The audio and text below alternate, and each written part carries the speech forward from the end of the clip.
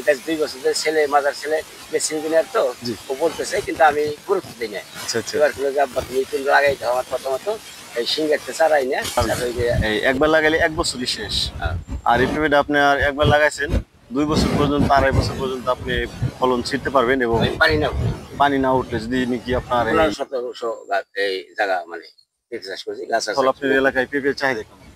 চাহিদা খুব ভালো, চাহিদা মনে আছে? হয় 45-50 টাকা করে চাহিদা আছে। আচ্ছা, এখন ওই যে কয়দিন আগে দেখছেন এই থেকে ষাটে গেছে হাটে? হ্যাঁ, সোমবার আর বৃহস্পতিবার হাট লাগে বড় গাড়ি। সম্মানিত দর্শক, আসসালামু আলাইকুম। সকল প্রকার কৃষক, তরুণ উদ্যোক্তা এবং কৃষিপ্রেমী বন্ধুদের জানাই হেল্প এগ্রো বাংলা চ্যানেলে স্বাগতম। আমার ভিডিওটা আপনি যে যেখান থেকে দেখছেন, দেশ এবং দেশের বাইরে থেকে, প্রবাস থেকে, বিশ্বের যে কোনো প্রান্ত থেকে, তো চলুন আজকে কথা বলবো। আজকে আসছি মানিকগঞ্জের আরশাদ আলী কাকার সঙ্গে কথা বলবো। এটা হচ্ছে আপনার বনগ্রাম শিবালয়। চলুন শুরু করা যাক। আসসালামু আলাইকুম কাকা, কেমন আছেন? আলহামদুলিল্লাহ ভালো আছে। কাকা, আপনি এই বাগানে এসে আমার নিজের কাছে অনেক ভালো লাগতেছে। একদম গোড়া থেকে ধরছে আর ছোট্ট একটা গাছ, এত সুন্দর ফলন। আপনার অনুভূতি আর আপনার কাছে কেমন লাগছে? না, আমার কাছে খুব ভালো লাগছে। আপনি কি আগে কখনো পেঁপে চাষ করছেন কিনা?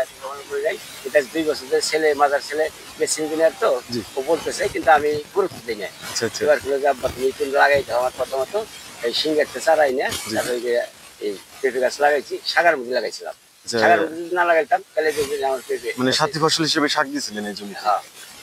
পেঁপে চাষ শুধু মানে আপনার করা লাগে হলো কোনো রকম সাথী ফসল না দিলে রেজাল্ট আরো চমৎকার আসে। তারপর আপনার বাগানে মানে যে অসাধারণ দেখতেছি প্রতিটা গাছ, আর এত ছোট ছোট গাছ মানে খুব কম দেখা যায়। এটা টোটাল একটা বামন প্রকৃতির একটা জাত। তো কাকা, এই আপনি তো আর কখনো পেঁপে চাষ করেন না না, কখনো এই প্রথম? এই প্রথম। আমি দেখিও নেই। আপনার তো এই বাগানে পেঁপে ছিঁড়ার সময় হয়ে গেছে, অনেকটা বড় বড় লাগতেছে। তো চলুন আপনার বাগানটা ঘুরে দেখি আর কথা বলি। আপনি তো এই আগে পরে ইউটিউবে দেখছেন বা এই অনেক ছোট জাতের মানে ছোট গাছে পেঁপে ধরে বা অনেক ছোট গাছে নারকেল ধরে। তো এই যে যে পেঁপেগুলো দেখতেছেন আপনি নিজের ক্ষেতে ফলাইতে পারছেন, এত সুন্দর ফলন আর গাছগুলো আপনার পরিপূর্ণতা সুস্থ। তো কাকা, গাছে কি স্প্রে করছেন? সানমিট্রি আচ্ছা, আর ভিটামিনের ভিটামিন কয়দিন পর পর স্প্রে করেন? মোটামুটি 15 দিন। আচ্ছা, 15 দিন পর পর। হ্যাঁ। আমরা স্প্রে করি, আমরা আপনার ওই 20 দিন পর পর স্প্রে করি। 15 দিন পর পর স্প্রে করছেন, দারুণ চমৎকার একটা রেজাল্ট আসছে। যে অনুভূতি সেটা তো বললেনই। তো তারপরে অনুভূতি আর ভালো লাগা তো সবচেয়ে বড় কথা না, সবচেয়ে বড় কথা হলো আপনার এলাকায় পেঁপের চাহিদা কেমন? চাহিদা খুব ভালো, চাহিদা মনে আছে? হয় 45-50 টাকা করে চাহিদা আছে। আচ্ছা, এখন ওই যে কয়দিন আগে দেখছেন এই থেকে ষাটে গেছে হাটে? হ্যাঁ, এই সোমবার আর বৃহস্পতিবার হাট লাগে বড় গাড়ি। আচ্ছা আচ্ছা, 45 টাকা কেজি। 50 টাকা করে চাইতে চাই। তাহলে তো বিশাল। আপনি গাছে মানে এখানে গাছ আছে কতগুলো? 190টার মতো। 190টার মতো। যদি নাকি আপনি 1 কেজি করে পেঁপে ছিলেন, মানে 2 কেজি করে পেঁপে ছিলেন, একটা পেঁপে তো আপনি 2 কেজি 2.5 কেজি হয়ে যায়। বা এটা তো অনেক আপনার কোয়ালিটি একটা জাত, সর্বোচ্চ আপনার ওজন হয় এই যদি গাছে পাকানো যায় একটা পেঁপে তাহলে 6 কেজি 7 কেজি হয়।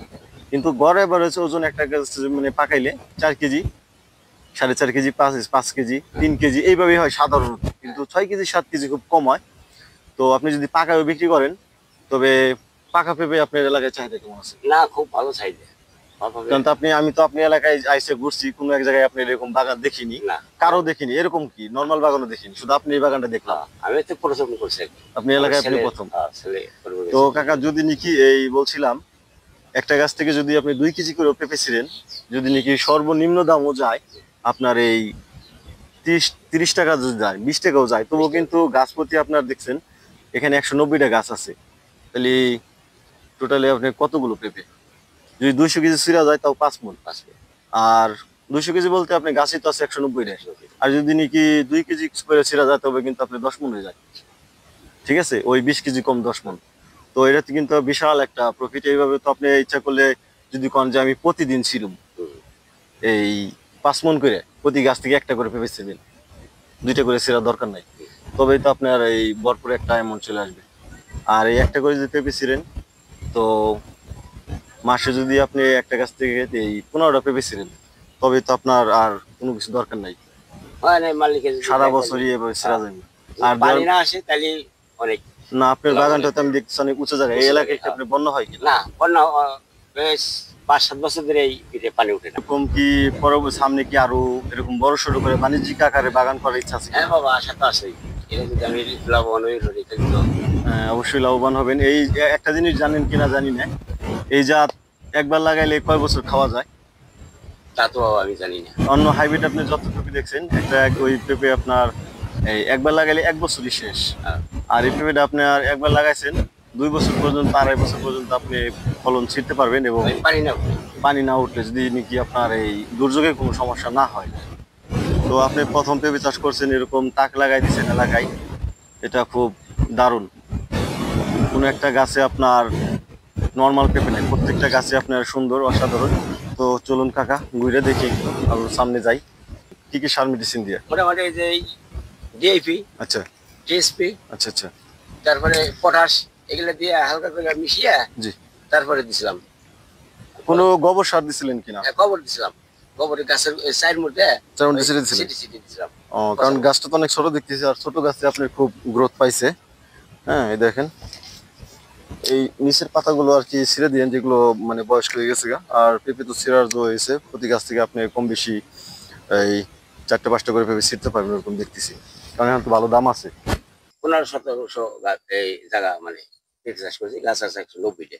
ও, 190টা গাছই আপনার এই এখানে পুরুষ গাছ কয়টা হয়েছে যদি বলতেন? হালকা ওই মোটামুটি 7-8টা চাষ করছেন। এই জাতটা আপনি এই পুরুষ গাছ একটা দেখতেছি, আপনি এই যে একটা পুরুষ গাছ, পুরুষ গাছে তারপরে এই যে একটা পুরুষ গাছ, এই পুরুষ গাছও দেখতেছি আপনার দারুণ পেঁপে ধরছে। হ্যাঁ, জোপা জোপা ধরছে। তো অনেকে বলে যে পুরুষ গাছে পেঁপে হয় না, বা এই গাছগুলি সমস্যা। আপনি এই পুরুষ গাছে তো মাশাআল্লাহ, এই যে উপরে যেগুলো ফুল আসতেছে, সর্বোচ্চ ফলন মানে সামনে বোঝা যাবে। তো এই যে একটা গাছ দেখতেছি, এটা আপনার স্ত্রী গাছ।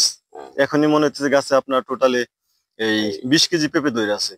হ্যাঁ, এই 20 কেজি যদি নাকি আপনার বিক্রি করা যায় এই 40 টাকা দাম, এখন তো বললেন যে আপনার 40 টাকা বাজার দাম আছে সর্বোচ্চ, তাইলে এরকম মনে করেন যে 40 টাকার দাম যদি নাকি এক মাস থাকে, এক মাস যদি প্রতি গাছ থেকে আপনার অন্যান্য গাছে পেঁপে চলে আসবে, তো প্রত্যেক গাছে যদি 20 কেজি করে পেঁপে ছিলেন, তাহলে দেখেন যে যা খরচ করছেন সব উঠে যাবে। আপনার এই বাগানে এই টোটালে কত টাকা খরচ গেছে, চারা নিয়ে, এভরিথিং, সার নিয়ে, বেড়া টেরা নিয়ে? বা নিজের জমি তো আচ্ছা, মোটামুটি 1020 টাকা গেছে চারা টারা কিনা টেনা দিয়ে।